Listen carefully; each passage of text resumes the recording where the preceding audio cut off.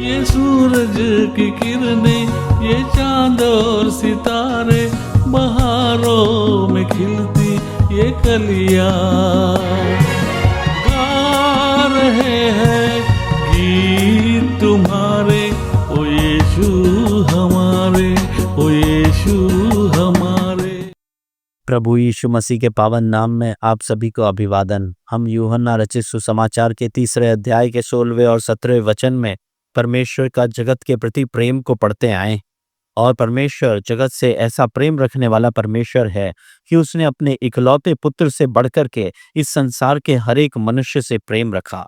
और परमेश्वर ने जब इस जगत की सृष्टि की और उसने पहले मानव आदम को बनाया और उसे पत्नी के रूप में हव्वा को बना करके दिया, उस समय परमेश्वर ने उसे अपने स्वरूप में बनाया था। और परमेश्वर चाहता था कि मनुष्य जो है वो परमेश्वर की संगति में रहे। परमेश्वर चाहता था कि मनुष्य जो है परमेश्वर की आशीष को सारे संसार में फैला दे। उसने उसे आज्ञा दी थी, फलो फूलो और पूरे पृथ्वी पर फैल जाओ।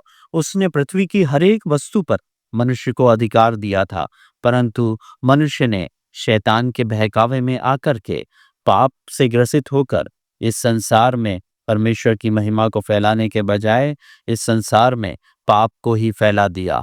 जब पाप बहुतायत से फैल गया तो परमेश्वर को यह उचित लगा कि जो मनुष्य से जिससे वो प्रेम रखता था उसके साथ में संगति वापस बढ़ाने के लिए, उस मेल मिलाप को वापस से स्थापित करने के लिए परमेश्वर ने मन बना करके अपने पुत्र को एक योजना के तहत भेजा।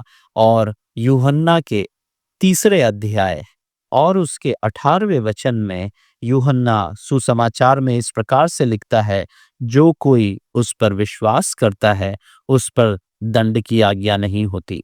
परमेश्वर ने अपना प्रेम अपने पुत्र प्रभु यीशु मसीह के माध्यम से मनुष्य जाति पर दर्शाया। और जब मनुष्य जो कि उस प्रेम का भागीदार बन गया, अपने किसी कर्मों के कारण नहीं पर प्रभु यीशु मसीह के कर्मों के कारण, और उसने काल्वरी क्रूस पर जो दुख मनुष्यों के लिए उठाया, उसके द्वारा परमेश्वर के पुत्र प्रभु यीशु मसीह ने सदा के लिए जगत पर जो दंड की आज्ञा दी गई थी पाप के कारण, उस दंड की आज्ञा को सर्वदा के लिए मिटा दिया। और उसने उस कार्य को पूरा किया कि उस पर विश्वास करने के द्वारा जगत उद्धार प्राप्त कर सकता है। और जब जो कोई भी मनुष्य उस पर विश्वास करता है उस पर दंड की आज्ञा नहीं होती। ये महान अद्भुत कार्य, दंड से छुटकारे का कार्य प्रभु यीशु मसीह करता है। और उस प्रभु यीशु मसीह के प्रेम को पहचान करके उसके विश्वास में आने के लिए परमेश्वर आपकी सहायता करे। ओ यीशु हमारे, ओ यीशु हमारे।